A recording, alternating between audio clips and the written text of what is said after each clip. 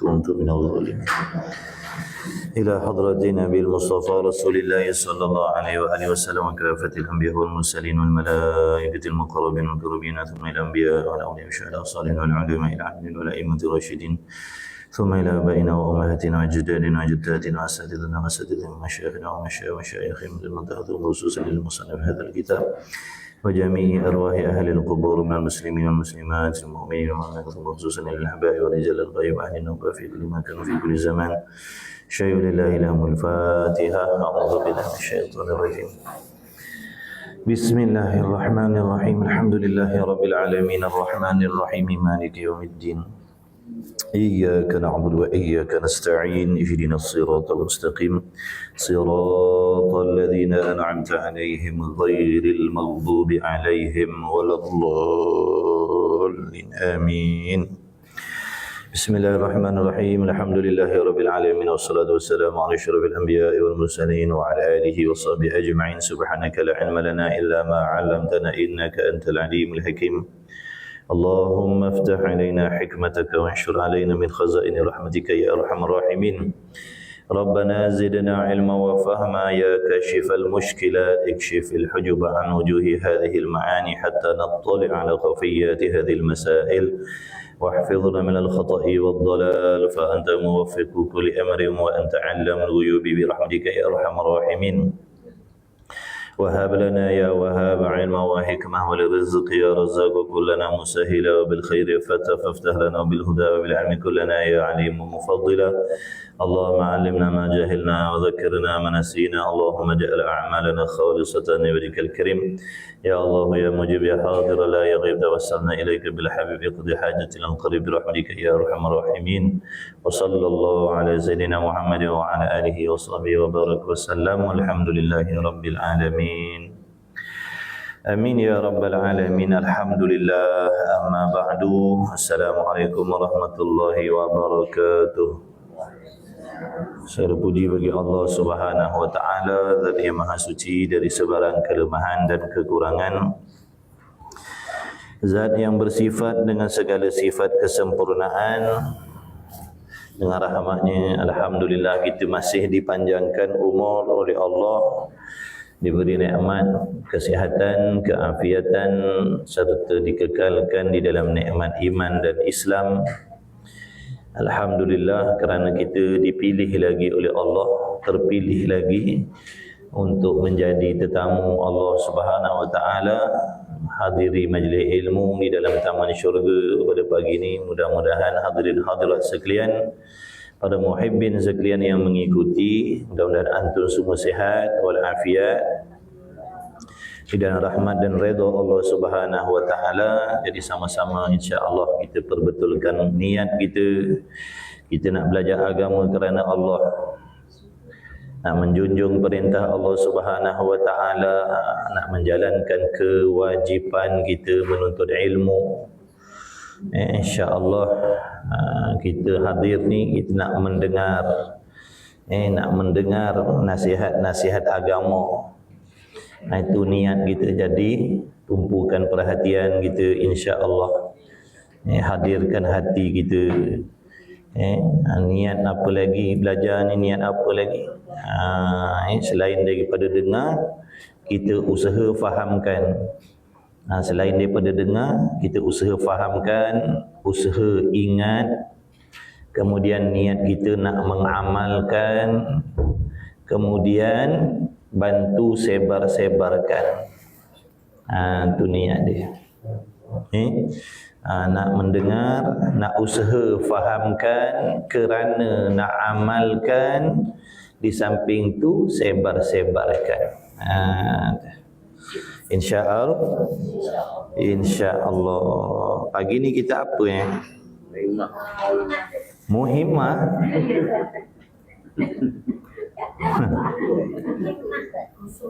Biar betul kita muhimmah begini. Bukan dah baca hari tu seronok mengaji kita ni Alhamdulillah. Tengok dululah, kalau boleh baca kita baca, kalau tak boleh baca kita ganti kitab lain dulu.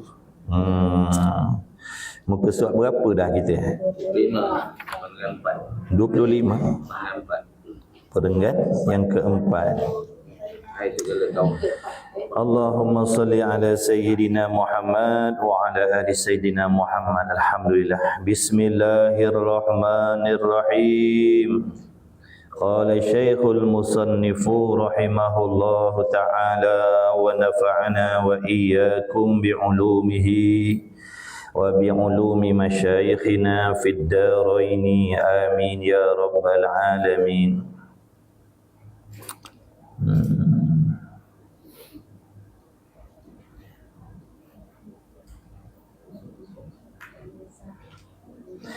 Kita ambil perenggan ketiga tu.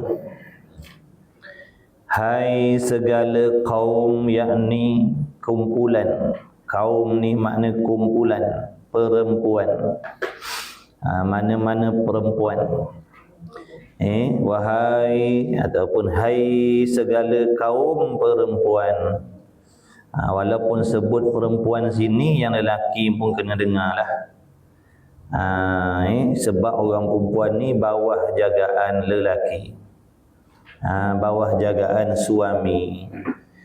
Anak perempuan bawah jagaan bapaknya lah. Tu.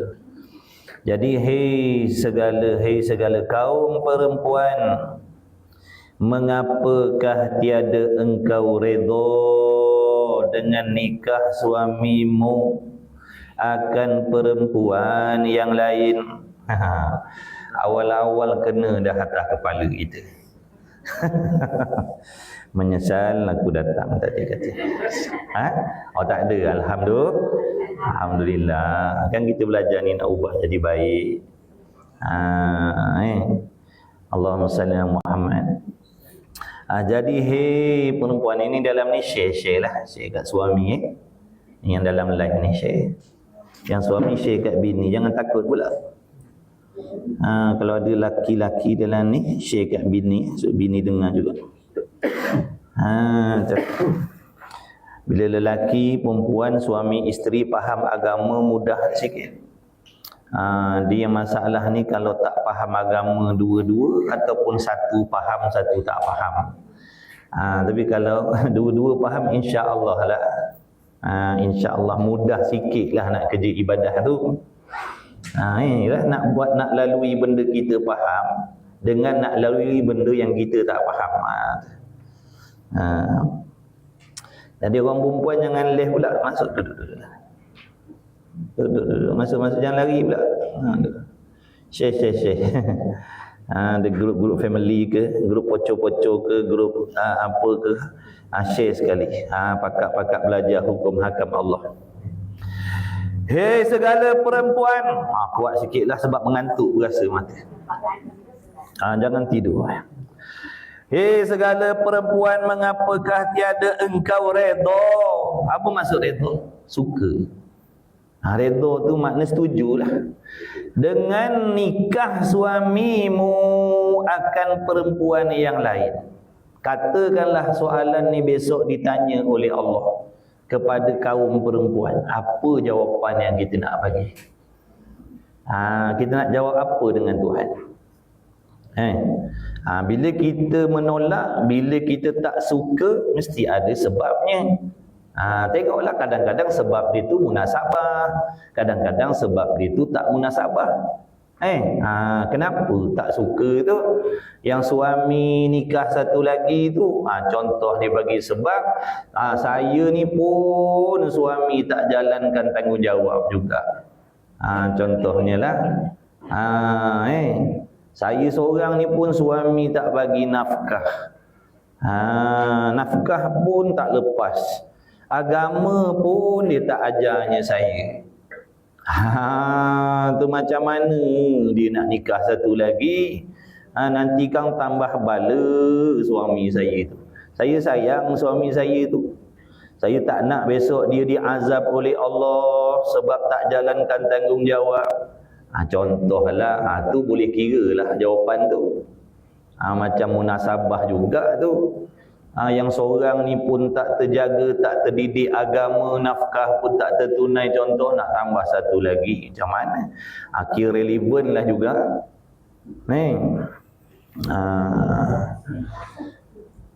Contohnya dia tak mampu nak layan suami dia dah. Tak mampu dah nak layan nafsu suami dia contohnya. Lepas tu suami dia nak nikah satu lagi, dia tak bagilah pula. Dah tak layan suami dia, dah lah buat tak tahu dengan suami dia. Suami dia jalankan tanggungjawab macam biasa, bagi nafkah, bagi belanja. Tapi nafsu suami dia tak terlayan pun. Tu suami nak nikah satu lagi, takut jadi zina. Tiba-tiba dia tak bagi pula. Alasan tu tak relevan tu. Alasan tu tak relevan tu. Na'udzubillah. Allahumma salli ala Muhammad. Ini ibadah, ini hukum yang Allah tentukan untuk orang yang namanya perempuan. Bukan hukum ni Nabi yang buat dah. Tuhan yang menciptakan kita ni yang buat hukum ni, yang perintahkan hukum ni kerana dia lebih mengetahui. Kita ni orang beriman, wajib kita yakin apa sahaja perintah Allah Ta'ala itu semuanya baik, semuanya bagus, semuanya adil. Orang beriman. Kalau orang kafir lain, orang munafik lain. Orang munafik ni ada hukum Allah yang dia percaya, ada hukum Allah yang dia tak percaya. Itu munafik. Kita muslimah perempuan lain. Dia terima segala hukum Allah tu, dia percaya, dia terima. Tu orang muslimah, orang beriman di kalangan orang perempuan. Tiliklah olehmu, hei perempuan, hei segala perempuan. Tilik olehmu makna renunglah wahai perempuan, betapa engkau beri tipu daya oleh syaitan hingga jatuhlah engkau ke dalam kufur. Kadang-kadang ini ditujukan kepada orang yang condemn hukum Allah ni. Yang condemn, dia kata hukum poligami dalam Islam tu hukum yang tidak adil. Tu jadi kafir. Na'udzubillah min zalik. Jangan sampai macam tu. Jangan sampai macam tu. Ingat orang perempuan. Sebab tu kita ni disuruh belajar supaya kita tahu mana sempadan. Apa benda yang kalau aku buat aku jadi kafir? Apa benda yang kalau aku cakap aku jadi kafir? Apa benda yang kalau aku i'tiqad aku jadi kafir? Jadi kita ni kena belajar benda tu supaya kita tahu sempadan. Tahu sempadan. Makna kalau marah-marah pun kita tahu sempat. Marah pun tahu sempadan. Tapi kalau kemarahan tu tadi kita tak ada sempadan, ikut hawa nafsu dan emosi, kadang-kadang hukum Tuhan pun kita langgar. Itu bahaya. Menjadi kafir. Itu boleh menyebabkan jadi kafir. Dia kata hukum poligami ni semuanya hukum yang karut aja. Jadi kafir. Na'udzubillah. Jangan main-main. Allahumma salli ala Muhammad. Jadi jangan sampai kita memperlekeh, mempersenda, merendahkan atau menidakkan apa yang Allah perintahkan. Jangan sampai begitu. Kalau setakat nafsu tak seronok suami kahwin satu lagi, itu normal. Itu normal. Itu tak menjadikan seorang perempuan tu murtad dah. Dia tetap dalam hatinya tetap yakin ya itu hukum Allah. Aku yakin dan aku percaya itulah hukum daripada Allah kerana dia lebih tahu. Tapi nafsu aku tak seronok lah suami nak kahwin satu lagi. Itu normal. Awak nak kahwin, awak kahwinlah. Contohnya, saya tak nak beritahu. Tak apa, tak ada masalah. Awak nak kahwin, itu hal awak. Saya dah bagi nasihat dekat awak, awak tak nak dengar juga, itu atas awak lah. Saya tak nak terlibat apa-apa. Tak apa. Jangan sampai dikata hukum Tuhan tu mengarut. Tu jangan. Itu jadi kafir, na'udzubillah. Faham baik-baik.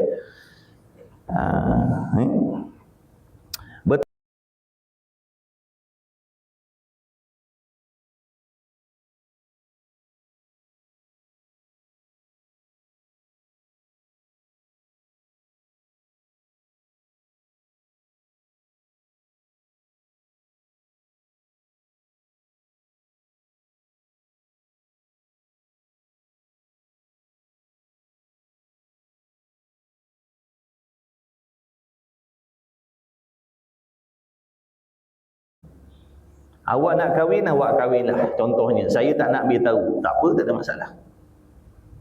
Awak nak kahwin, itu hal awak. Saya dah bagi nasihat dekat awak, awak tak nak dengar juga, itu atas awak lah. Saya tak nak terlibat apa-apa. Tak apa. Jangan sampai dikata, hukum Tuhan tu mengarut. Itu jangan. Itu jadi kafir, na'udzubillah. Faham baik-baik? Betapa engkau beri tipu daya syaitan hingga jatuhlah engkau ke dalam kufur. Dan azab yang mengekalkan ia kufur tu di dalam neraka Jahannam. Maknanya bila seseorang tu, tak kisahlah kufur dengan sebab masalah ni ataupun jadi kufur dengan sebab-sebab lain, itu akibatnya kekal dalam neraka Jahannam selama-lamanya.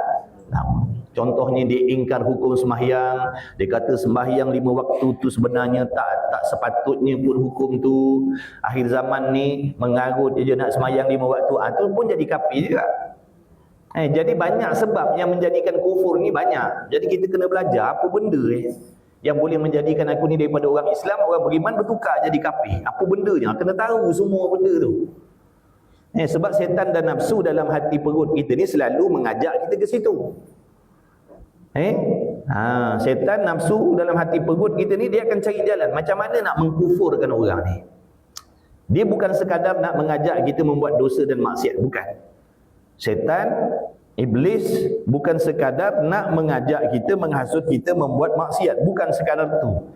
Matlamatnya nak mengkafirkan kita. Sebab apa? Orang yang kufur, Allah dah janji Allah takkan ampunkan dosa. Orang yang kufur Allah tak ampunkan.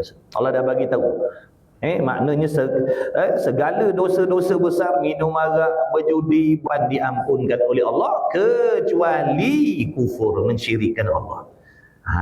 Jadi kalau setakat buat dosa besar tu, minum arak, berjudi, berzina dan segala bagai itu, ada lagi ruang-ruang keampunan daripada Allah. Tapi kalau kata murtad, kalau kata syirik, ni tak. Sebab tu dia nak heret kita ke situ. Dia nak heret ke situ.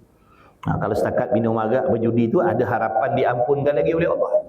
Tapi Allah dah bagi tahu kecuali menyengutukan Allah, ataupun syirik, ataupun murtad, ataupun kufur. Samalah tu adik-beradik. Allahumma salli ala Muhammad. Na'udzubillah min zalik. Moga Allah jauhkan kita semua. Kadang dia tengok, Sri ni taat dah ni, taat dah sembahyangnya jaga, auratnya jaga, layan suami dia, diam-diam, dia kata macam mana nak mengkafirkan dia ni. Dia akan cari jalan lain. Dia larang kita puasa, kita puasa. Dia larang kita sembahyang, kita sembahyang. Dia larang kita mengaji, kita mengaji. Dia larang kita tutup aurat, kita tutup. Dia kata macam mana jalan nak mengkafirkan dia. Dia cari kod lain. Dia bisikkan benda lain. Dia kata condemn hukum Tuhan tu, cakap hukum Tuhan tu sebenarnya tak betul, cakap hukum Tuhan tu sebenarnya tak benar, cakap hukum Tuhan tu sebenarnya zalim. Dihasut kita. Kalau setakat hasut tak terima lagi, tak apa. Kalau setakat dibisikkan, kita tak terima, kita tak mengiyakan, kita tak membenarkan, masih iman kita selamat lagi. Tapi kalau kita setuju dengan bisikan setan dan nafsu yang mengatakan hukum Allah tu tak betul, setuju benda tu, baru jatuh kafir. Faham tak? Dia mula dihasut dulu. Sebab tu kita bila akal kita ada ilmu, dalam hati kita ada iman yang teguh, insya-Allah walaupun dia datang bisik, kita akan selamat juga. Tetap hukum Allah tu betul. Tak ada yang salah hukum Tuhan tu. Yang aku tak suka ni nafsu aku je. Nafsu aku lah tak seronok. Nafsu aku lah tak sukanya, tapi hukum Allah tu benar. Tu tak apa, selamatlah iman dia. Faham tak? Tapi kalau dia kata lah memang betul hukum Tuhan ni, sebenarnya ada yang betul, ada yang tak betul, ada yang adil, ada yang tidak, tu jadi kafir. Na'udzubillah min zalik. Dia jadi kafir apa jadi? Gugur satu talak. Ingat tu, kalau seseorang tu di pasangan suami isteri, dia membuat sesuatu perkara yang menyebabkan dia jadi murtad, jatuh talak dia. Jatuh talak dia. Mana dalam tempoh 3 bulan 10 hari tu, dalam tempoh edah tu dia kena rujuk balik lah. Sebab tu kita kena hati-hati, jangan bermudah-mudah maksudnya. Kena takut maknanya. Ada perasaan takut jadi kafir kita ni. Mesti ada perasaan takut jadi murtad. Mesti kena ada perasaan tu. Barulah kita insya-Allah boleh kawal emosi kita.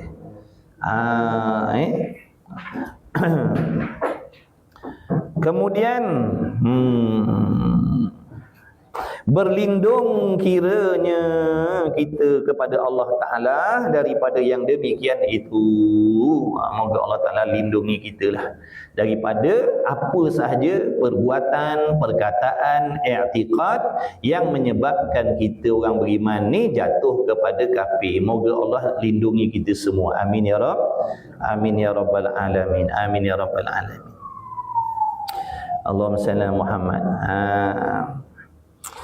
Batu orang perempuan yang ada suami, jalankan tugasan seperti mana yang Allah perintahkan.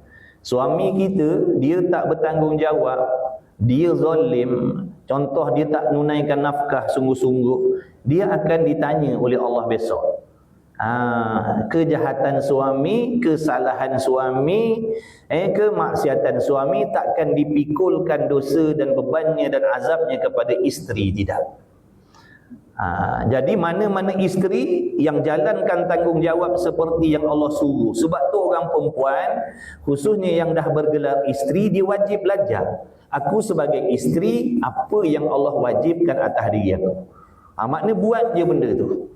Suami kita tak buat, besok dia akan ditanya dan diazab oleh Allah kalau betul kesalahan dia. Faham tak?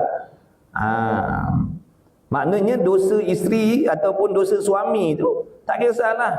Suami itu dia jahat, dia tak tunaikan tanggungjawab, tapi kita sedar aku ni isteri. Allah perintahkan ke atas aku taat kepada suami aku meskipun dia bukan lelaki yang baik. Itu perintah Allah ke atas aku yang bergelar isteri. Selagi aku bergelar isteri, aku wajib hormat dia, wajib taat kepada dia, selagi suruhannya tidak melanggar perintah Allah, selagi larangannya tidak bercanggah dengan peraturan Allah, aku wajib taat. Ini perintah Tuhan kepada aku, ini ibadah aku. Mana ketaatan, kepatuhan isteri kepada suami itu adalah ibadat isteri kepada Allah, bukan ibadat dia kepada suami, bukan. Itulah sifat-sifat kehambaan seorang isteri tadi kepada Allah. Bukan memperhambakan diri pada suami dia, bukan. Banyak isteri kadang-kadang dia berasa dia jadi hamba suami dia. Bila dia taat, bila dia khidmat dengan suami, dia berasa dia tu jadi hamba suami. Dah, bukan. Hamba Allah. Hamba Allah, makna kita tunaikan benda tu kerana Allah. Itu ibadah kita, itu pahala kita, itu bekalan mati kita. Faham tak? Jadi kalau suami kita benar-benar dia zalim, suami kita benar-benar tak bertanggungjawab, benar-benar suami kita ahli maksiat, akan ada azabnya nanti di hari kiamat. Jangan risau, Allah Maha Adil. Faham tak? Jangan risau, Allah Maha Adil. Allah tak lupa. Allah melihat, Allah sentiasa melihat, Allah sentiasa mengetahui, Allah sentiasa mendengar. Malaikat pun mencatat segala perbuatan kita. Tak payah risau. Begitulah sebaliknya suami. Kita sebagai suami kena belajar hukum sebagai suami. Apa yang Allah wajibkan ke atas diri kita, ke atas isteri dan anak-anak kita. Apa yang Allah wajibkan atas kita. Mana kita kena buat benda tu. Kena buat benda tu. Seperti yang Allah perintahkan tu kita kena buat. Bagi nafkah yang bangsa duniawiyahnya sekadar kemampuan kita, memberi nafkah yang bangsa rohaniyahnya, iaitu ilmu. Suami kalau setakat bagi rumah, bagi pakaian, bagi makan minum, bagi tempat tinggal, kasih sayang, tapi tak bagi agama, belum lagi menunaikan tanggungjawab seorang suami yang diperintahkan oleh Allah. Belum lagi. Sebab tu isteri wajib minta nafkah agama tu pada suami, wajib minta. Jangan minta duit je. Ni banyak bising tak dapat duit. Tapi suami tak didik agama, sonyam redo aje. Tak kisah pun, okey-okey aje. Tapi kalau tak bagi duit belanja, muncung 3 depa. Mulalah kau mengadu sana, mengadu sini, mengadu ipar dua yang mengadu sepupu sepapat. Tapi bukannya dekat sini lah, dekat tempat lain mana kita tahu. Tapi ada yang jenis macam tu. Ada yang jenis macam tu. Tapi suami tak ajar agama, relax. Tak marah pun, tak merajuk pun, relax je. Padahal itu yang wajib. Itu yang wajib. Banyak orang perempuan tak perasan ada nafkah yang suami tak bagi lagi, iaitu agama. Dia dah bagi rumah banglo 3 biji seorang. Allahu Akbar.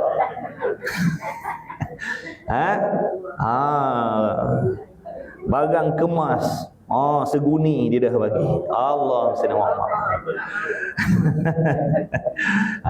Macam-macam dia dah bagi, tapi tak bagi agama. Kita kata bagus dah suami aku. Belum bagus lagi, belum. Dia kalau bagus, suami yang bagus dia bagi dua-dua tu. Makna bahagian dunia pun dia bagi, bahagian akhirat lebih-lebih lah. Tu baru kata bagus suami. Alhamdulillah, nafkah yang bangsa dunia pun dia bagi sekadar kemampuan dia, yang agama pun dia bagi. Itulah suami. Itu tanggungjawab dia. Tapi kalau suami tak bagi yang bahagian agama tu, kita tetap wajib menuntut ilmu, kerana kita ni diberi akal oleh Allah. Maknanya suami itu besok akan ditanya oleh Allah, kenapa tak mendidik anak bini dengan agama? Dia akan kena tanya. Ada soalan dia. Allah tak lupa tu. Allah akan tanya, kenapa tak didik agama pada anak bini sehingga anak bini punya amalnya jadi salah, solatnya tak betul, akidahnya entah ke mana, hati perutnya kotor contohnya. Dia akan ditanya, jangan risau. Jangan risau, Allah akan tanya. Makna kita yang berakal ni, makna aku mesti kena belajar agama ni. Aku mesti kena belajar ilmu fardu ain ni. Sebab tu suami dia tak boleh menggunakan kewajipan terhadap Allah. Dia tak boleh guna kuasa veto dia. Aku suami, kau kena taat kepada aku. Aku kata jangan belajar agama tu, janganlah. Dia tak ada hak. Dia tak ada hak, faham tak? Seveto apa pun dia tak boleh menghalang hak isterinya terhadap Allah. Tak boleh. Ya. Kalau suami pagi mesti belajar kan? Suami tu dapat pahala tak? Dapat. Suruh benda baik dapat pahala. Yang kata suruh bini, suruh orang lain, suruh kawan ajak bini, ajak siapa. Orang tu kita ajak, kita suruh, dia tak buat, tetap dapat pahala. Kalau dia buat, kira bonus. Faham tak? Sebab tu kita jangan berhenti mengingatkan, berhenti memberi nasihat. Sebab kita tak kuasa nak ubah orang. Kita tak ada kuasa nak memberi taufik kepada orang tu daripada tak semayang, jadi semayang. Daripada tak mengaji, jadi mengaji agama. Kita tak ada kekuasaan tu. Kita hanya diberi peluang untuk berusaha, memberi nasihat, mengingatkan. Setiap kali mengingatkan, setiap kali mengajak, setiap kali memberi nasihat, setiap kali share benda baik-baik itu, diberi pahala oleh Allah. Syaratnya ikhlas lah, bukan nak nunjuk-nunjuk baik. Ikhlas kerana Allah. Diberi pahala, dapat pahala. Kalau orang tu ikut, bonus. Jadi jariah pula bagi diri kita. Mana orang tu belajar, asbab kita yang mengajak. Orang tu solat, asbab kita yang mengajak. Tu pahalanya besok mengalir sampai bila-bila. Faham tak? Jangan kecewa kalau kita suruh orang tak nak, tak payah kecewa. Sebab apa yang Allah janjikan tu tetap kita akan dapat kalau kita ikhlas dalam mengajak tu. Orang perempuan jadi kena mengaji. Cakap apa, kena mengaji, cakap dengan suami lah. Saya nak belajar fardu ain. Suami tak ada hak nak larang benda tu. Tapi set up lah masa. Kerana ada tanggungjawab kita dengan suami nak kena tunaikan. Betul tak? Kadang suami tak selalu ada rumah. Makna waktu kalau boleh adjust. Waktu suami ada rumah, layan suami. Waktu dia tak ada tu, belajar agama. Jangan waktu suami tu pula nak buat, ada kat rumah kita buat alim-alim nak mengaji pula. Suami keluar rumah main TikTok. Suami ada kat rumah duk layan TikTok. Duk mengaji. Nak kelas fardu ain. Suami tak ada, dia main TikTok lah pula dah. Jangan terbalik. Maknanya kita set up masa kita. Kita tahulah laki kita tu ada kat rumah bila. Jangan tanya bini orang. Kau tahu tak laki aku ada kat rumah bila? Mana dia nak tahu? Laki kita. Laki kita. Jadi ejah masa. Ya, belajar fardu ain wajib, tapi jangan lupa ada kewajipan yang lain.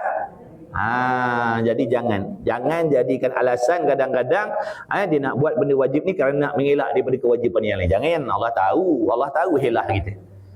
Suami kita boleh tipu, Allah tak boleh. Suami kita boleh hakalkan dia. Allah tak boleh. Allah tahu helah kita. Semua dalam ilmu Allah. Ilmu Allah. Suami ada kat rumah tu, layan suami. Awak nak saya layan awak, maknanya awak hari ni saya tak nak masak. Tak apa, tak payahlah masak. Hari ni beli lauk je ke? Pergi makan kat luar ke? Tak apa. Benda boleh bincang, faham tak? Jangan mengelak-ngelak, jangan. Suami ni dia sangat-sangat memerlukan isteri dalam menjaga hawa nafsu dia. Jangan kita mentang-mentang umur kita dah macam ni, kita kata alah, jangan. Tu besok punca terbukanya benda-benda maksiat yang lain. Tu antara tanggungjawab besar kita isteri ni, nombor satu, jaga nafsu suami tu. Itu nombor satu kena jaga. Jangan kita buat alah hai nak berkepit aja.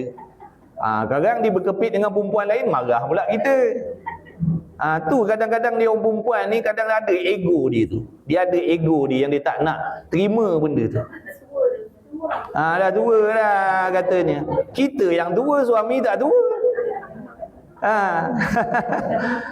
Kita dah tua, suami tak tua. Nafsu tak tua.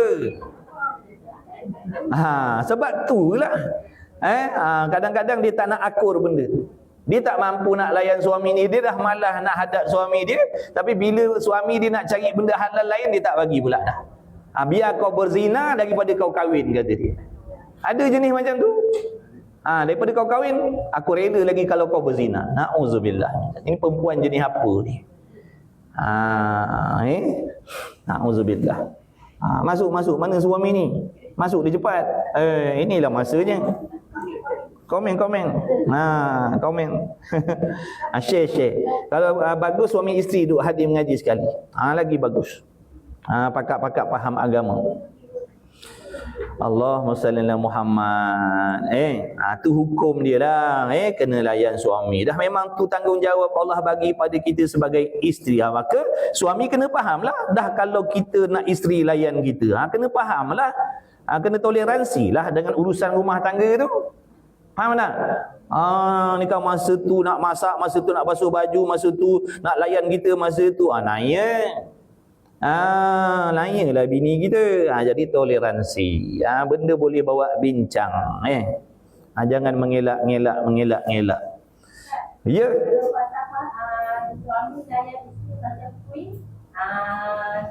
Isteri layan suami macam ni. Boleh tak? Boleh. Saling memberi khidmat yang bagus. Tapi tak dapat ikut tu. Kalau sebut benda macam tu. Dah.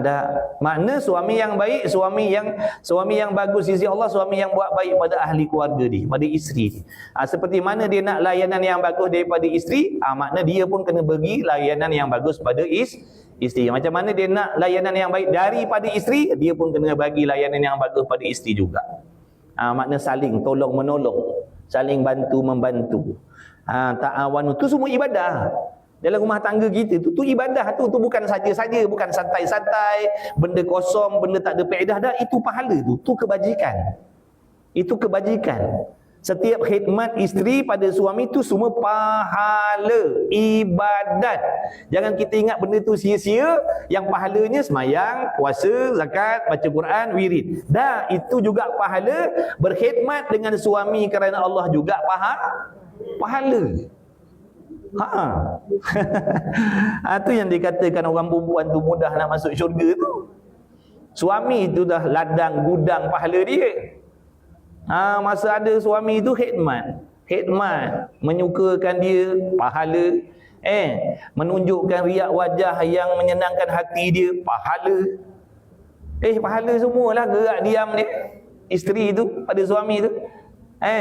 Lagi besar pahalanya daripada duha, lagi besar pahalanya daripada tahajud, melayan suami tu. pahalanya lagi besar daripada amalan-amalan sunat yang lain. Tapi malangnya tak ramai yang nak khidmat waktu tu. Dia buat tak peduli. Tapi tak semualah tak semua maknanya.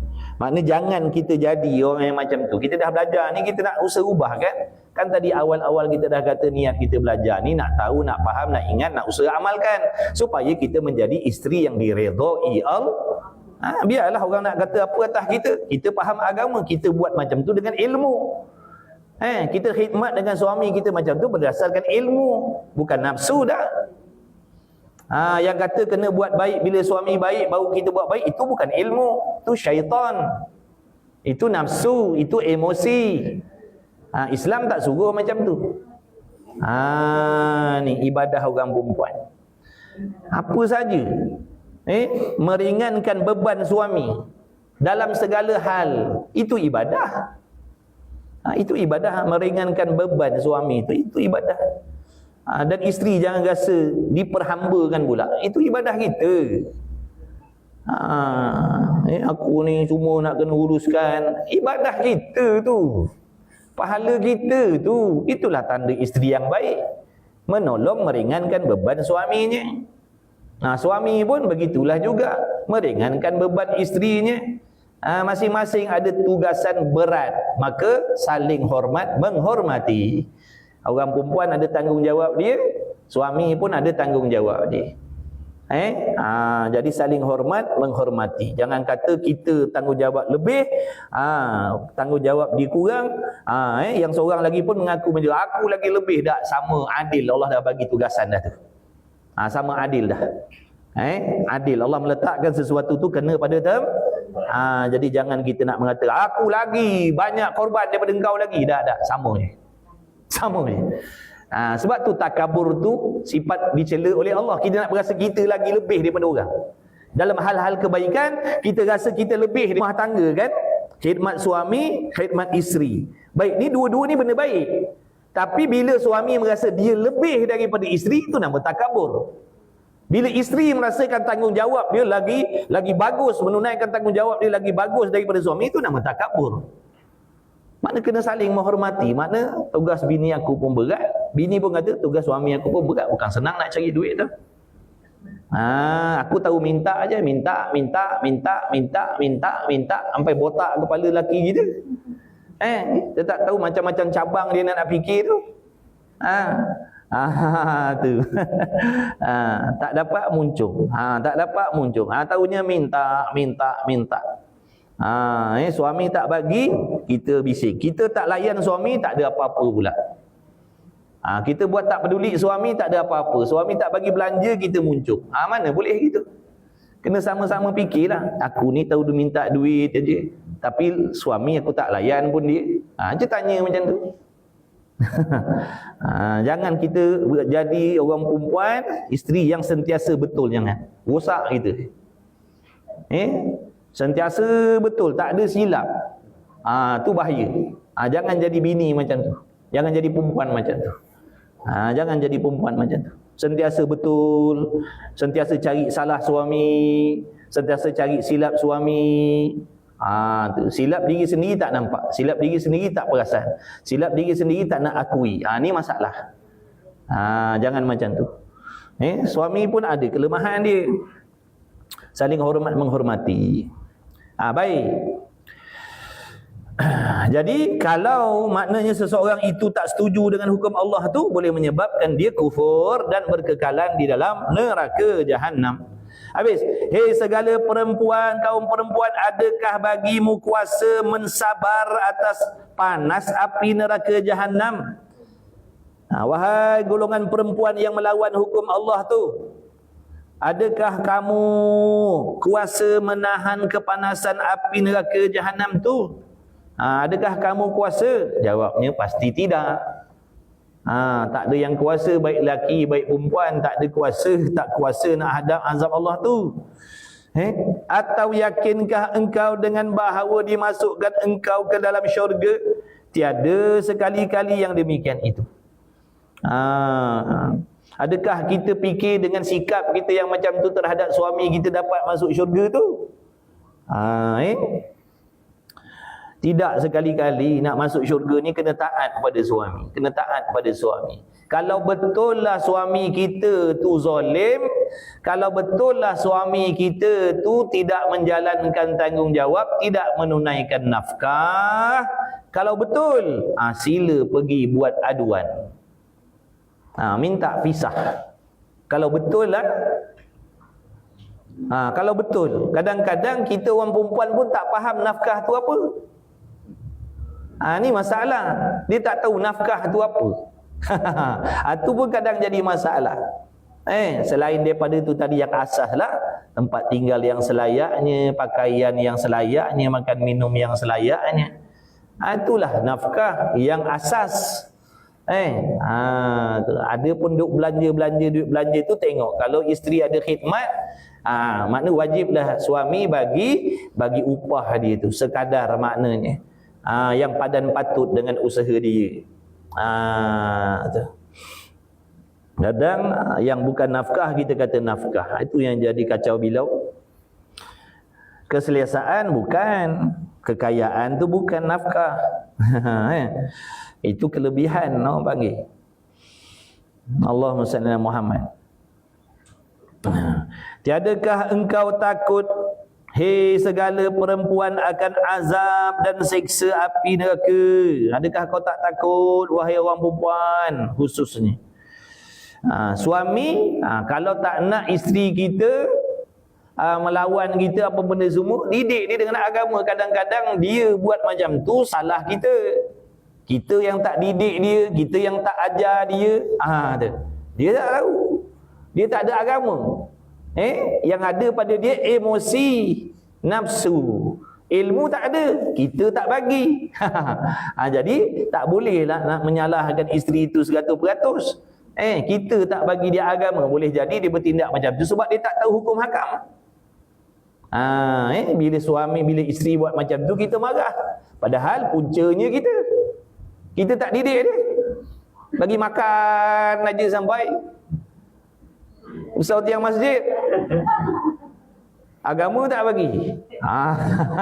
Itu salah kita suami. Sebab tu kita kata tadi, barang siapa jalankan tanggungjawab dia dengan betul, dialah yang selamat di hari kiamat besok.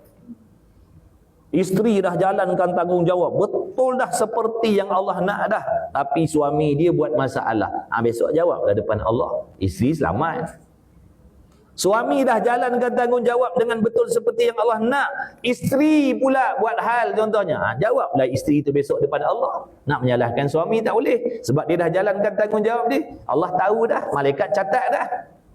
Atas dunia ni kita boleh buat cerita, suami aku begini, suami tak jalankan nafkah, suami begini, kita boleh buat cerita tu. Tapi tetap takkan boleh menukar fakta yang dah diketahui oleh Allah. Jalankan tanggungjawab masing-masing kerana Allah. Itu ibadah kita. Itu ibadah kita. Macam tadi, kalau betul lah suami tu tak menunaikan nafkah, melakukan kezaliman, pergi jabatan agama tu, yang kita pergi duduk diam buat apa? Bukankah kita ada hak? Islam ni bukan agama yang zalim. Bukan bermaksud bila dah jadi isteri tu ikutlah sampai ke bila-bila makna nak kena bertahan begitu. Tengoklah. Kan hari nikah tu kan dah dibacakan dah tu. Dia punya apa namanya? Lupalah nak kena nikah satu lagi. Apa benda? Taklid. Lupa. Nak kena tambah satu lagi ni. Ulang kaji.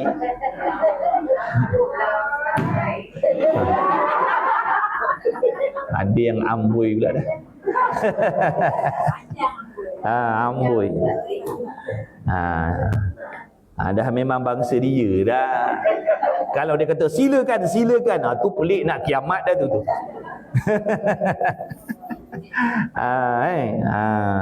Baik. Allahumma salli ala Muhammad. Mana tadi? Alah, lupa dah. Tu taklid tu kan dah baca dah tu.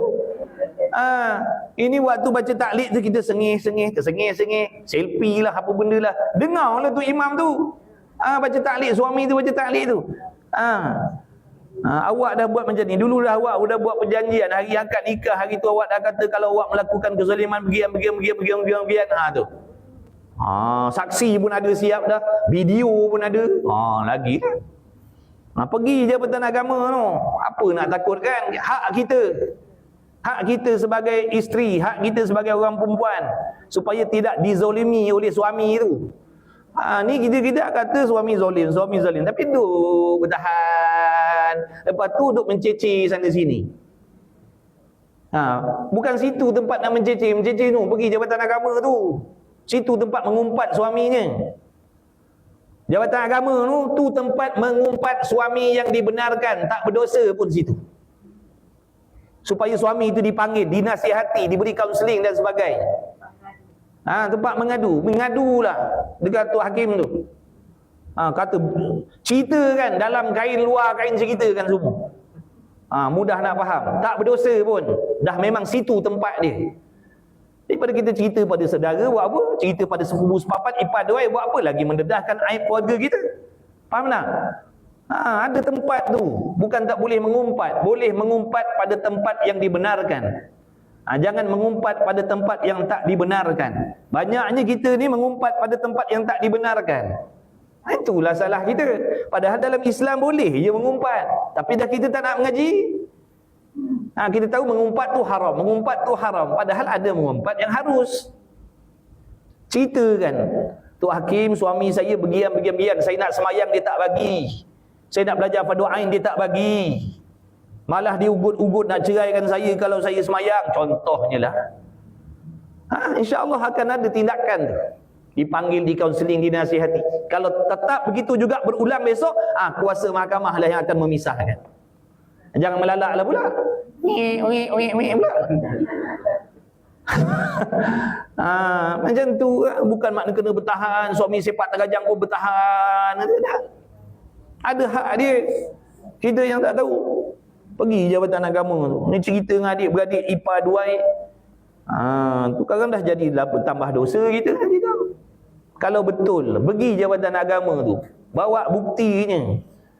Mana bukti yang suami tu benar mendera kita ke, menzalimi? Ada bukti. Duk menceceh entahkah siapa-siapa dekat media sosial cerita laki aku. Apa yang orang netizen ni boleh buat? Yang komen bawah tu sama, yang sama waktu dengannya akan komen kat bawah. Yang sama waktu bawahnya, tengok tu. Betul lah. Kenapa engkau tak ni? Di bawah tu. Tu 2 kali 5 dengan yang cerita kat atas tu. Cerita jabatan tu. Jadi aib keluarga kita pun tertutup. Tak ada orang tahu pun. Begitu. Begitulah juga suami. Kalau isteri ada masalah, pergi Jabatan Agama ataupun pergi cerita dengan mak bapak dia. Mengumpat dengan mak bapak dia. Mak, ayah ni si Polanah ni begian. Tolonglah nasihatkan dia. Sebelum saya kahwin satu lagi. Nasihatkanlah dia. Saya tak nak kahwin satu lagi ni, tapi kalau dah begini dah, contohnya lah, pergi mengadu. Besok mak bapak dipanggil. Polanah, aku dengar ni baru ni laki kau datang cerita kau buat begini gini. Janganlah gitu. Ni cerita dengan kawan pejabat buat apa? Mendedahkan aib bini kita. Dosa, tetap dosa. Tetap berdosa. Laki pun sama je, tak boleh mengumpat. Jaga aib keluarga kita. Kalau kita cerita dengan kawan kita tu pada tempat yang tak dibenarkan, itu tanda kita yang jahat. Faham tak? Itu tanda kita yang jahat ni. Itu tanda kita jahat. Bila kita, suami kita ada salah, bini kita ada salah, tiba-tiba kita sebarkan pada tempat yang tak disuruh oleh Allah, itu tanda kita yang jahat. Dia kalau orang baik, dia akan cerita pada tempat yang disuruh oleh Allah. Sebab apa dia tahu ini aib keluarga aku. Macam tu. Saya boleh jadi saksi kalau ustaz nak kahwin lagi. Siapa ni?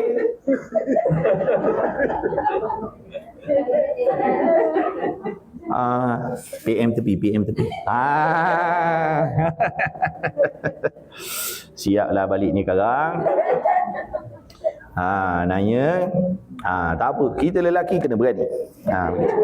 Kemudian kata Musa, Allahumma salli ala Muhammad. Mana tadi? No. Allahumma salli ala Muhammad. Adakah engkau takut, tiadakah engkau takut wahai perempuan akan segala azab Allah Ta'ala? Mana kena takut azab Allah tu sangat-sangat dahsyat.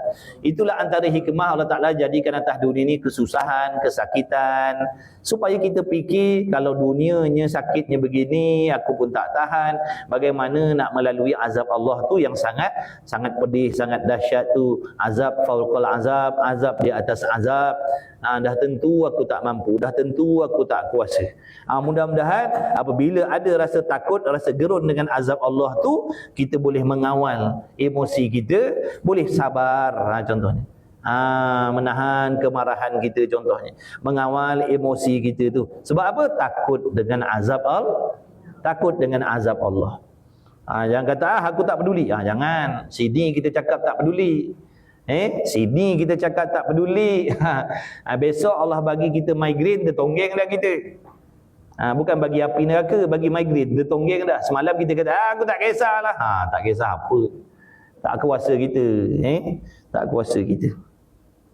Maka jikalau engkau syak, cubalah olehmu dahulu akan api dunia ini. Kalau nak berasa, maknanya kalau berasa macam kebal dengan azab Allah tu, cubalah dulu azab Allah Ta'ala api atas dunia ni. Cuba dulu. Sambil-sambil nak menanak nasi tu ke?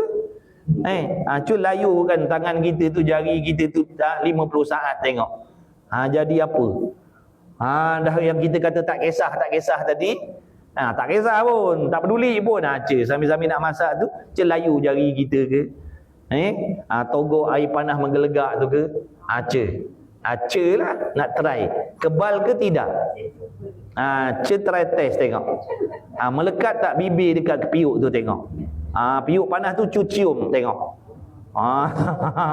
Nak test. Aku ni kebal tak dengan azab Tuhan? Tapi sebelum kena azab neraka, aku nak try kat dunia ni dulu. Kalau boleh nanti boleh buat bincang. Pakai cerit tu dah menjadi buka penutup togok terus tengok.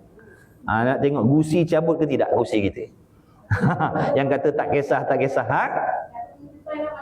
apa tak datang. Janganlah datanglah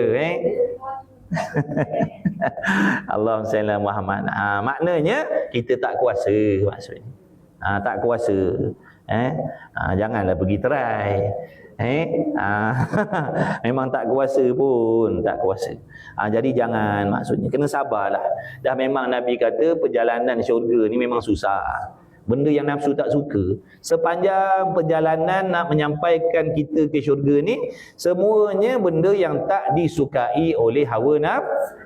Nafsu tak suka belajar, nafsu tak suka belajar agama, nafsu tak suka semayang, nafsu tak suka tutup aurat, macam-macam lah. Apa sahaja perintah Allah, semua nafsu tak suka. Itulah dia perjalanan nak pergi syurga tu. Mana kalau kita tak sabar, hati tak kental, memang tak sampai. Mau tak mau dah ni dah memang aturan Allah dah, nak buat macam mana? Ni aturan Allah dah.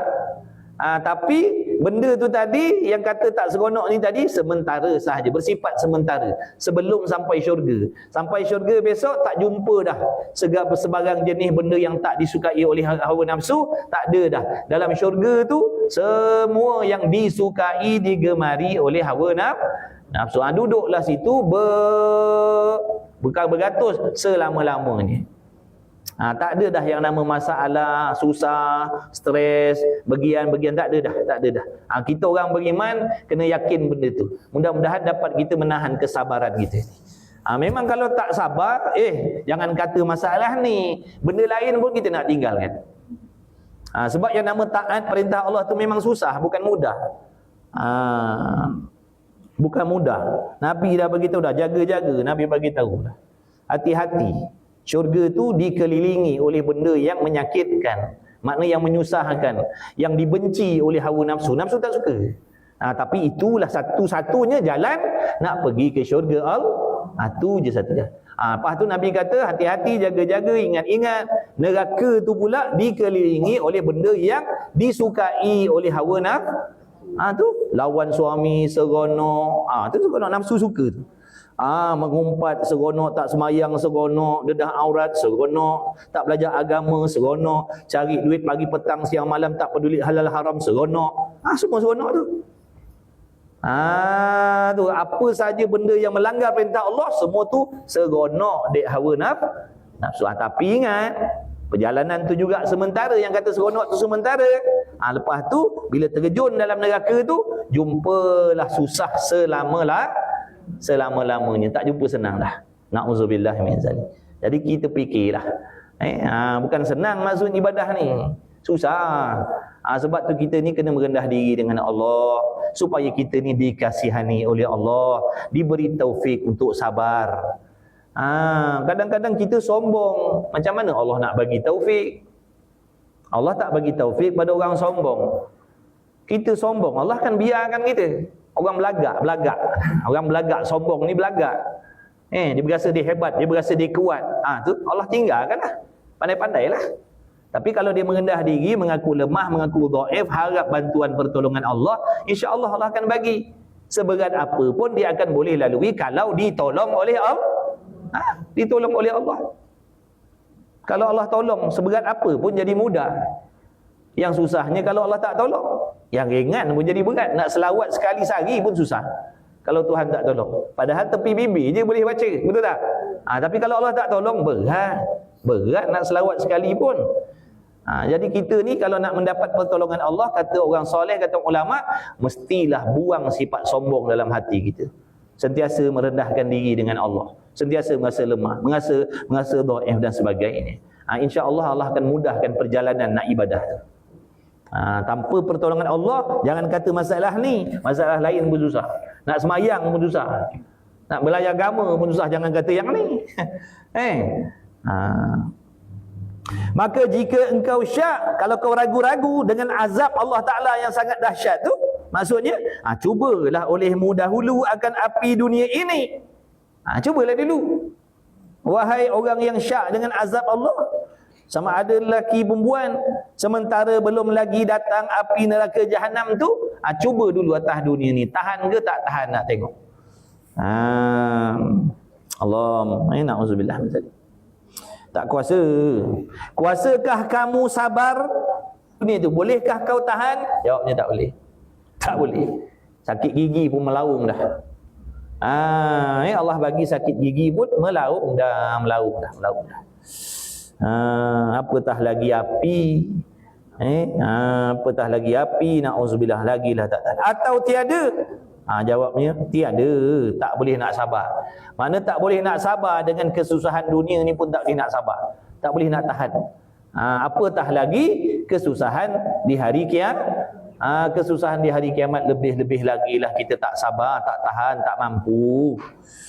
Maka bahawa sesungguhnya api neraka jahanam itu terlebih panas dan keras seksanya daripada api dunia ini beberapa ribu ganda lagi. Mana azab api neraka tu beribu kali ganda daripada panasnya azab atas dunia. Adakah kita mampu? Jawabnya tidak. Yang kata tak kisah tu nafsu. Yang kata tak kisah lah, aku tak kisah, aku tak peduli, tu nafsu. Nafsu ni dia memang begitu, dia sombong. Benda tu dia tak mampu, tapi takkan dia cakap aku tak kisah. Padahal dia tak mampu pun. Tu jahatnya nafsu kita ni. Nafsu ni jahat ni, dia tak mampu tapi sombong. Aku tak peduli, aku tak kisah. Tapi lalu kat kita. Mana yang kata tak kisah tadi? Allah baru uji dengan masalah. Allah baru uji dengan masalah pun tak tahan dah kita. Melalak dah kita, baru masalah. Bukan api Allah bagi tu. Allah bagi masalah, melalak dah kita. Mana kuatnya? Mana hebatnya? Kita tak kuat. Baik laki, baik perempuan, tak mampu kita, tak kuasa. Ketahui olehmu, hei segala perempuan, jikalau banyak sekalipun amal kamu, apabila tiada redha oleh suami kamu, nescaya tiada diterima segala kamu, makna tiada diterima segala amalan kamu. Wahai orang perempuan, wahai orang perempuan, walaupun maknanya dia rajin belajar, rajin mengaji, jaga aurat, qiyamul lail tak tinggal, baca wirid sana, baca wirid sini, puasa sana, puasa sini, baca Quran 3 kali khatam seminggu, contohnya lah. Rajin ibadah. Tapi apa? Tapi suami tak redha dengan dia. Allah tak terima segala amalan dia. Amalan yang dibuat banyak-banyak tu Allah tak sebab apa? Suami tak redha kepada dia. Jadi kita ni jangan buat tak kisah. Apa aku peduli? Ada aku kisah ke? Sekarang kita bolehlah cakap. Sekarang kita boleh cakap macam tu. Ada aku kisah, bolehlah cakap sekarang ni. Belum sampai masa dia. Na'udzubillah, jangan. Tak ada suami? Lagi senang. Tak ada suami, jaga amalan kita je lah. Jagalah amalan kita lah. Jaga amalan kita, jaga maruah kita. Begitu. Tak ada suami, jaga diri kita. Jangan kita tak ada suami. Maknanya contoh, dia tak nak bersuami dah. Dia kata duduk seorang tu lagi apa? Freedom apa penatang tak tahu. Bebas dia kata. Tengoklah. Kalau duduk seorang tu terkawal dengan dosa maksiat tak apa. Kalau duduk seorang tu bebas, maknanya bebas nak buat maksiat, itu azab. Tengoklah masing-masing walaupun dia duduk seorang, dia jaga maruahnya, dia jaga dirinya, dia tak ada berkhaluat dengan lelaki mana-mana, tak ada berkawan dengan lelaki mana-mana, insya-Allah. Tapi kalau duduk seorang tapi duduk buat maksiat, tak boleh itu. Itu tak boleh. Terdedah kepada perzinaan, membuat sebab-sebab yang menarik diri kepada zina, tu tak boleh. Duduk video call dengan lelaki entah mana-mana, suruh berkahwin tak nak. Dia seronok nak buat benda-benda macam tu. Itu haram, itu dosa, itu maksiat. Jadi tengoklah, kalau kita duduk seorang boleh kawal hawa nafsu daripada maksiat, afdal, tak apalah. Tapi kalau duduk seorang terdedah pada benda mungkar, afdal dia berkahwin daripada dia duduk seorang. Duduk seorang tak apa, bebas duduk seorang, freedom, apa nak buat boleh. Apa nak buat boleh. Nak buat apa tu? Jaga tu. Banyak yang macam tu, banyak yang terikut. Ada tu guru dia. Dalam TikTok ni banyak tu guru dia. Kalau lelaki duduk seorang, duduk lah. Nak duduk seorang, dua lelaki nak duduk seorang, ikut mu lah duduk seorang.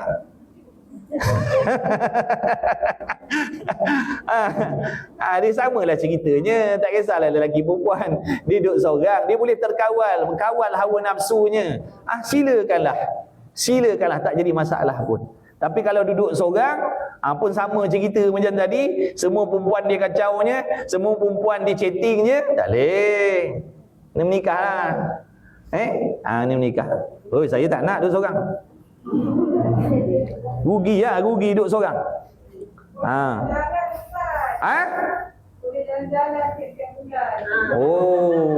Tu yang nak duduk seorang tu. Senang nak pergi berjalan. Macam tu tak terikat. Apa? Tak payah masak. Wah. Freedom Dia orang perempuan ni, walaupun dia seorang, dia kena kurung diri dia dalam rumah.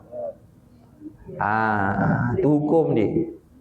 Sebab dia keluar daripada rumah aja fitnah dah. Jaga-jaga orang perempuan. Jangan nak freedom sangat. Jangan nak freedom sangat orang perempuan. Jaga batasan hukum hakam Allah. Orang perempuan ni Nabi suruh duduk berkurung dekat rumah, kecuali ada hal yang tak dapat tidak, baru diharuskan keluar. Jadi kita nak freedom merayau tu, itu apa, darurah ke apa? Kalau tak keluar jadi mati ke contohnya? Kalau tak keluar rumah jadi sesak nafas, boleh meninggal pengsan ke?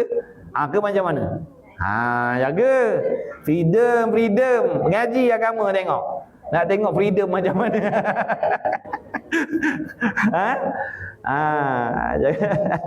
Allah sallallahu Muhammad. Orang perempuan ni bila dia keluar rumah aja, fitnah lah. Dia nombor satu kan, fitnah dunia nombor satu. Orang perempuan ni. Kalau sama ada diri dia berdosa ataupun orang lain dapat dosa sebab dia. Tu orang perempuan. Sama ada diri dia tu berdosa bila dia keluar, ataupun dia tu jadi sebab orang berdosa. Jadi duduk rumah, duduk ontok-ontok kat rumah. Duduk ontok-ontok kat rumah, kecuali ada hal yang tak dapat tidak nak kena keluar, contohnya bekerja, bolehlah. Tapi banyak je yang keluar, yang duduk seorang bekerja tapi dekat tempat kerja, tu masalah pula. Dengan berhiah-hiahnya, dengan bermesra-mesranya, freedom katanya, dosa tu. Tu ingat, tu dosa, dosa. Kalau kata bekerja.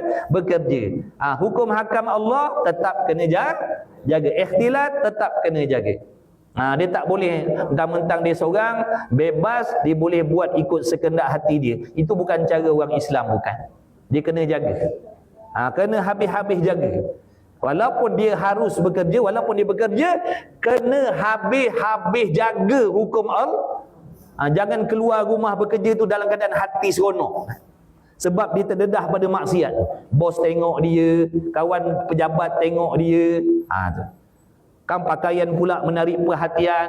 Tak kira lagi spray RM3,000 tu. Orang lelaki baru wangian kita pun dah dosa besar dah. Orang perempuan. Orang perempuan dia spray.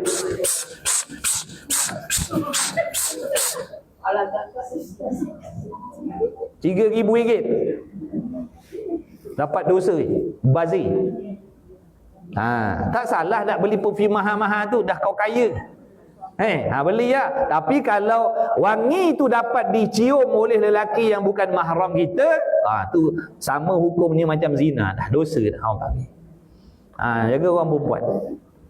Tak payah nak freedom sangat. Bukan senang bukan senang.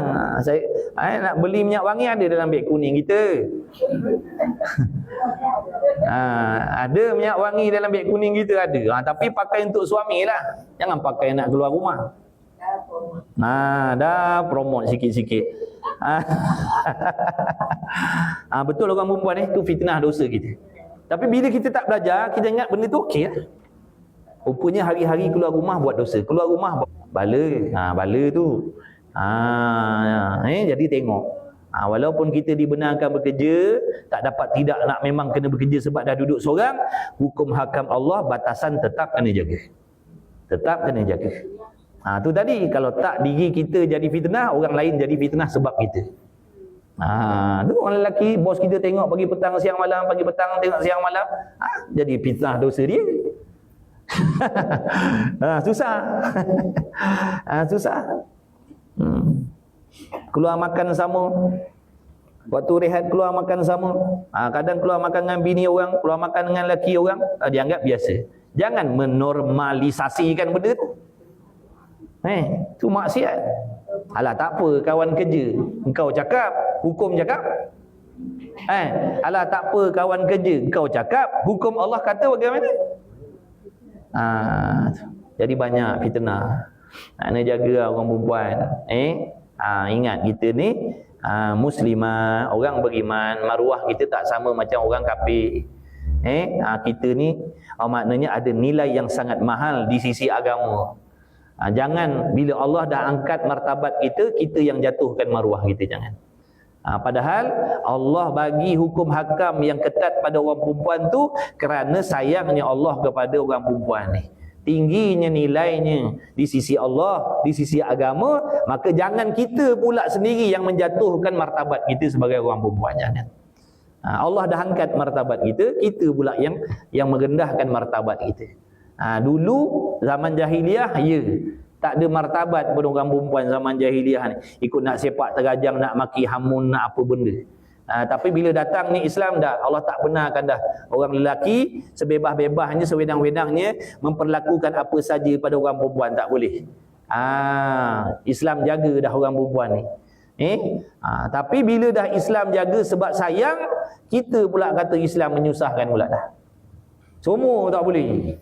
Padahal Allah nak jaga kemuliaan kita. Kita yang tak nak jaga kemuliaan kita. Itu salah kita. Jadi hati-hatilah yang bekerja.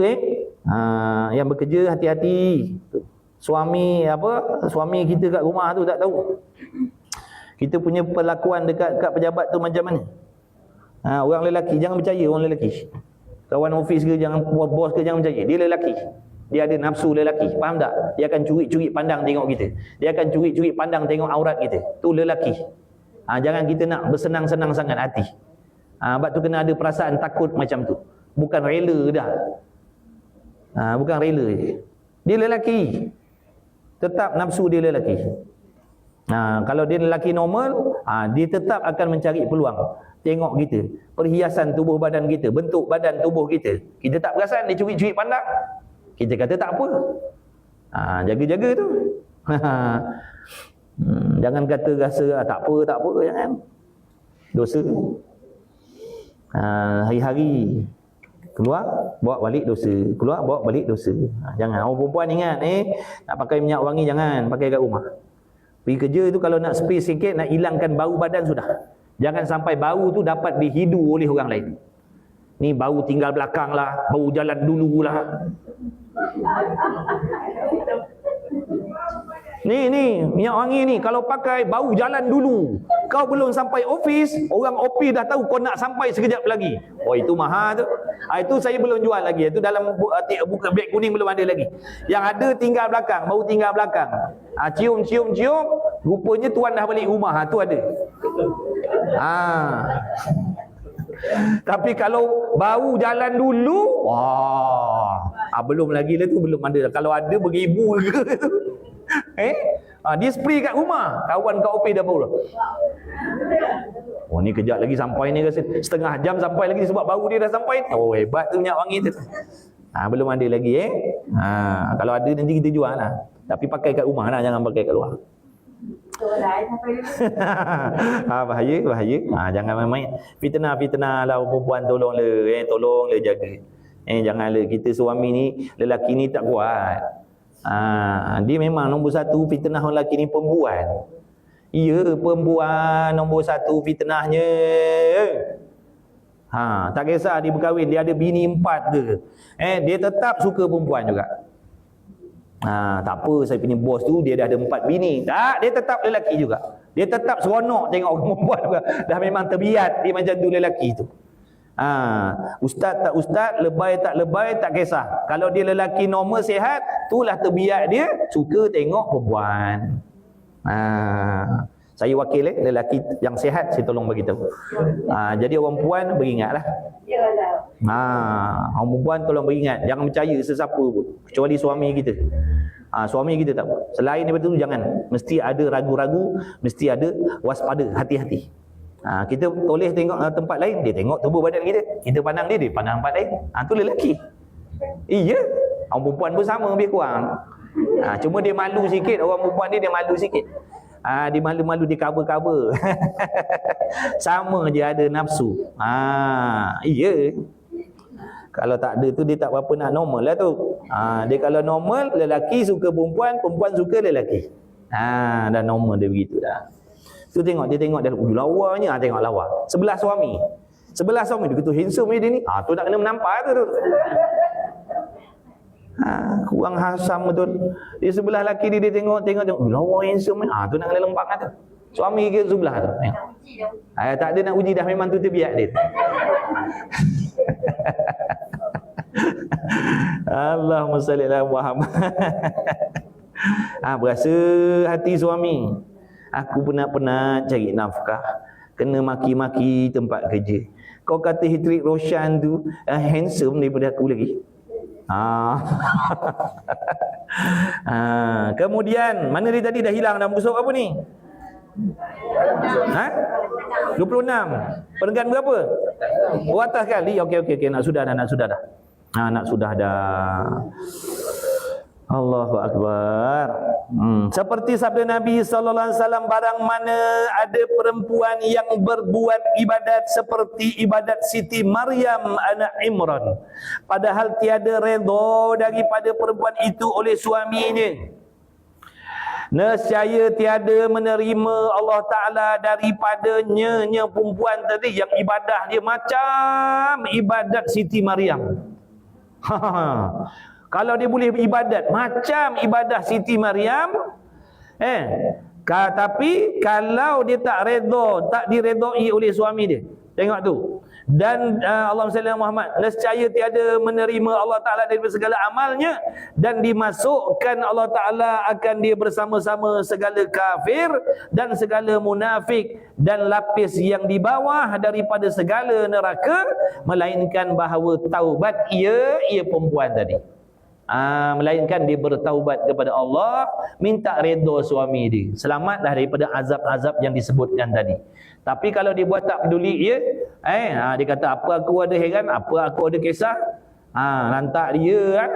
Dia kata dengan suami dia, lantak dia lah, apa aku peduli. Dan suami dia pula tak memaafkan dia, suami tak redha dengan dia, inilah azab yang bakal diterima di hari kiamat besok. Sebab tu isteri ni dia senang sangat nak masuk syurga, dan dia sangat senang nak masuk neraka. Tu isteri senang sangat nak masuk syurga dan senang sangat nak masuk neraka. Jadi kena pastikanlah perjalanan kita tu. Makna kalau buat silap minta maaf. Maknanya bukan kita ni malaikat, orang perempuan. Ada letih, kadang-kadang emosi, datang bulan dan macam-macam lagi. Minta maaf lah bila dah buat silap dengan suami tu, jangan buat keras kepala pula. Ni yang ada jenis buat keras kepala. Dia dah buat silap, dia buat tak tahu. Ada aku heran. Jangan macam tu. Kalau buat silap dah memang normal, kita manusia. Isteri solehah bukan bermaksud tak buat silap. Dia buat silap, dia akan jatuh derhaka pada suami dia bila-bila masa pun, tapi dia segera minta ampun pada suami. Itu isteri solehah. Isteri solehah bukan tak buat silap sama sekali. Dia buat silap, dia manusia, dia bukan malaikat. Dia manusia. Tapi bila dia sedar salah dia, minta maaf dengan suami tu. Awak saya minta maaf. Tadi saya tak boleh nak kawal nafsu saya tak boleh kawal emosi saya, minta maaf, saya minta maaf, ampunkan saya. Itu isteri yang baik. Itulah isteri yang baik. Bukan isteri yang baik tak buat dosa, mana maunya, mana nak cari. Tak ada. Dia ustazah ke, bini dia ustazah contoh, bini dia guru agama, pengetua sekolah agama, bini dia ada salah dengan laki dia, faham tak? Tapi bila dia tu isteri yang solehah, dia akan segera minta maaf. Ataupun suami jauh daripada dia, dia akan selalu minta maaf, maafkan saya, dia minta maaf, ampunkan saya. Itu isteri baik. Ni jenis buat keras kepala, ada aku heran, ada aku kisah, lantak engkau. Tak apalah, sekarang boleh cakap. Sekarang boleh cakap. Rahmat Allah tu, mana kalau Allah nak turunkan azab bila-bila masa boleh.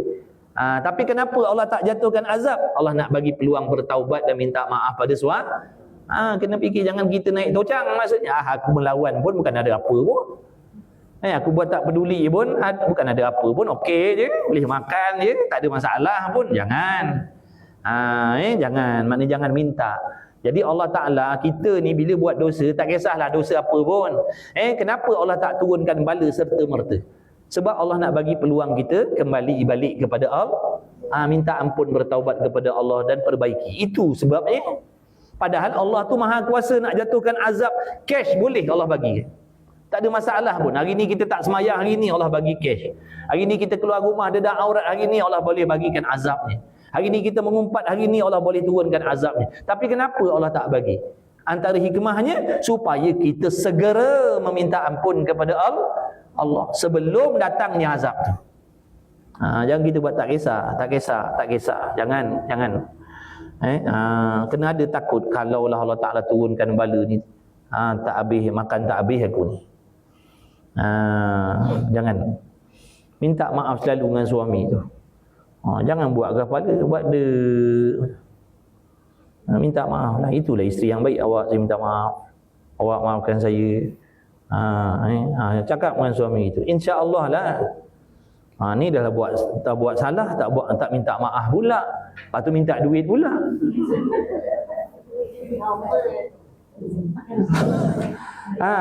Minta maaf dah, orang suruh minta maaf ni minta duit pula dah. Sabar je lah lelaki, wahai lelaki. Sabarlah.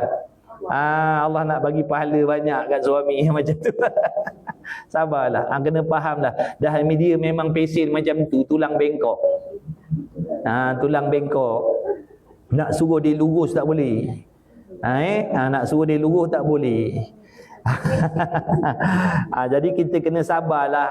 Kita kena sabar, kena tahu, kena sedar hakikat isteri kita tu kejadiannya dari tulang yang bengkok. Nak suruh dia ikut cakap kita 100%, minta maaf. Jangan mimpi. Iya, dah memang itulah kejadian dia. Orang lelaki, sebab tu kalau orang lelaki dia faham, insya-Allah walaupun isterinya tak minta maaf, dia akan sentiasa memaafkan isteri dia. Tu suami baik. Tu suami limited tu. Limited tu suami jenis macam tu. Allah bertuahnya lah ada tok lelaki macam tu. Tapi jangan naik tocang pula. Tak apa, aku tahu suami aku maafkan. Hari tu dia dah cakap, aku minta maaf ke tak ada, dia tetap maafkan aku. Tak apa. Besok kita kena tanya. Suami kita maafkan, ya, besok kita kena tanya kenapa sikap begitu dengan suami. Ingat tak kena tanya? Kena. Orang perempuan minta maaf. Minta maaf dengan suami tu. Nak tidur minta maaf, nak tidur minta halal. Itu isteri. Wasabi ada, WhatsApp lah. Awak saya minta maaf, awak saya minta ampun. Bukan tak boleh. Dulu je lah, nak kena pergi public pun tu bawa duit siling segenggam. Dulu buat duit siling segenggam, nak kena beratur kat public pun tu. Ni tak payah lah, boleh hantar lah. Percuma je. Ambil pula data RM35 sebulan unlimited. Gunakanlah benda tu. Minta maaf dengan suami. Suami seronok. Ya, walaupun kita buat perangai, tapi kalau sikap kita macam tu, suami seronok dengan kita. Redha dengan kita. Suami redha dengan isteri yang macam tu. Suka minta maaf, tapi buat perangai. Tapi dia suka minta maaf. Suami suka. Allah, hai kau ni. Lah kau ni. Tu macam tu. Kalau tak buat salah tak minta maaf tu buat suami menyirap. Minta maaf tidak, minta duit pula dah. Lepas tu minta gegarang pula tu. Janganlah macam tu. Minta elok-elok. Minta maaf dulu. Dah minta maaf, apa minta duit. Minta duit dulu, maaf tak minta-minta. Jangan jadi macam tu. Dah, mana tempat berhenti ni? Nak berhenti dah. Allahumma salli ala Muhammad. Dan dimasukkan maknanya perempuan yang macam tadi tu lapis bawah kali, neraka tu paling bawah kali. Allah himpunkan dia sekali dengan orang kafir, Allah himpunkan dia sekali dengan orang kafir munafik, dengan segala makna ahli-ahli maksiat yang lain duduk bawah kali tu. Nauzubillah. Siapa ni tadi? Perempuan yang bergelar isteri, meskipun dia banyak ibadah. Jadi hati-hatilah. Susah benda ni. Lelaki cakap senang lah, susah orang perempuan nak lalui. Sebab tu kena minta tolong dengan doa lah. Ya Allah, berilah aku kekuatan supaya aku ni boleh jadi isteri yang taat pada suami aku. Minta lah. Kadang kita minta pun tidak ni masalahnya. Minta lain. Tak kaya, minta duit. Minta, ya Allah. Yalah, nak minta duit, minta lah juga. Doa Tapi jangan lupa ni jadikanlah aku ni ya Allah orang sabar dengan suami aku ni. Ya, perintah Allah dia boleh taat, perintah suami jarang dia boleh taat. Orang perempuan ujian dia suami lah. Orang perempuan ujian dia suami. Dia taat pada Allah. Allah suruh puasa, dia puasa. Dengan 10 Muharram, puasa. Allah suruh apa lagi? Isnin Khamis puasa. Kira bulan dia buat. Apa lagi? Macam-macam. Tapi tang suami ni pantang kata nenek moyang ni. Ini pantang. Kalau suruh puasa tak apa. Tak apalah berlapar pun. Tapi kalau nak kata taat suami ni, nanti saya fikir dulu bahaya susah, berat. Tapi itulah dia. Duduknya redha Allah. Jadi walau siapa pun suami kita, ingat, selagi dia tak suruh, dia tak larang kita daripada benda hak-hak yang wajib, tak suruh kita buat benda haram, wajib kita taat dan hormat dia. Begitulah. Kalau contohnya dia ada melakukan kezaliman, tu tadi saya dah pesan, pergi buat aduan dekat Jabatan Agama Islam supaya dia ambil tindakan, diberi kaunseling, diberi nasihat, ditegur suami kita. Jangan cerita dengan kawan-kawan, jangan. Kawan-kawan ni besok dia dah dengar cerita kita, dia cerita dengan kawan lain. Tu perangai dia. Kau nak tahu tak, baru ni si ada cerita pasal laki dia. Dia cerita dengan kawan dia tak? Jangan, nanti suami kita kededah. Satu Malaysia tahu. Jangan ikut yang dalam ni, dalam TikTok ni. Dia bukan tahu. Dia semua rumah tangga dia nak cerita kat sini. Jangan orang tak tahu masalah rumah tangga dia. Pergi lah Jabatan Agama. Situ tempatnya. Wallahu a'lam. Dah jadilah jadilah. Mudah-mudahan Allah Ta'ala bagi taufik kita. Suami kena faham isteri. Suami kena faham suami. Suami kena faham suami. Suami kena fahamlah isteri kita. Dia penat khidmat. Kadang yang bekerja pun dia khidmat suami pun dia. Kadang yang bekerja khidmat rumah tangga 24 jam pun dia. Jadi suami tu kenalah toleransi dengan isteri, selalu maafkan isteri. Jangan ada dendam dengan isteri, jangan nanya kita. Kalau suami tak maafkan isteri, nanya dia. Nanya isteri kita tu suami, oi suami. Suami, jangan jadi dendam dengan isteri kita, maafkan dia selalu. Maafkan dia selalu. Faham dah dia memang macam tu dah. Allah Ta'ala uji kita. Kadang-kadang dengan sebab dia lah kita diredoi oleh Allah. Allah redha suami tadi bukan sebab dia semayang banyak, sebab dia sabar dengan isteri dia itu.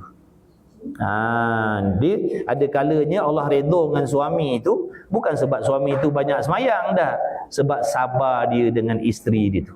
Itu yang membuatkan dia dikasihi oleh Allah Ta'ala. Sambil kita nasihat, tegur. Dia tak boleh nak paksa sangat, tak boleh paksa. Nak biarkan pun tak boleh. Kalau biarkan dia jadi rosak. Kalau paksa dia patah. Jadi kena tengah-tengah. Kena tengah-tengah lah orang lelaki Jangan paksa dia. Paksa-paksa tak jalan. Nanti kan dia patah sekarang. Tapi kalau biarkan pula dia jadi rosak. Biarkan, kita biarkan terbiak dia begitu, dia jadi rosak. Tapi kalau nak paksa dia jadi malaikat tak boleh. Jadi kena agak-agaklah pandai-pandai. Ada kala kena suruh, ada kala kena larang. Semua permintaan dia jangan ditunaikan semua. Tengok juga. Jangan semua kehendak dia kita tunaikan, jangan. Nanti merosakkan diri dia tu. Ada benda boleh bagi, ada benda tak boleh bagi. Macam itulah. Sebab tu orang lelaki pun nak kena ada ilmu nak jadi suami wallahu a'lam. 4 orang. Wallahu a'lam. Bismillahirrahmanirrahim. Alhamdulillahirabbil alamin. Wassalatu wassalamu ala Rasulillah. Allahumma rabbana fa'na bima 'allamtana, rabbana 'allimna alladhi yanfa'una, rabbana faqina wa faqih ahlana wa qurrabati lana fi dinina ma'al kutri unsa wa dzakar. Wa sallallahu ala sayyidina Muhammad walhamdulillahirabbil alamin. Taqabbalallahu minni wa minkum, minna wa minkum, taqabbal ya karim. Minggu depan tak ada baca kitab ni, jangan risau. Minggu depan tak ada kitab ni, tak ada. Minggu depan minggu ke berapa minggu keempat ingat minggu kelima. Okey. Ada soalan Ustaz.